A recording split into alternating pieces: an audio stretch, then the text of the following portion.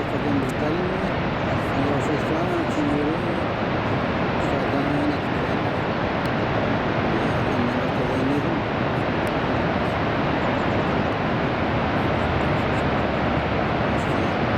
شديد بشتي يعتبرني أكتر شديد أيام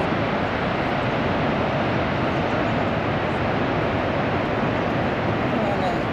وكلا ومريم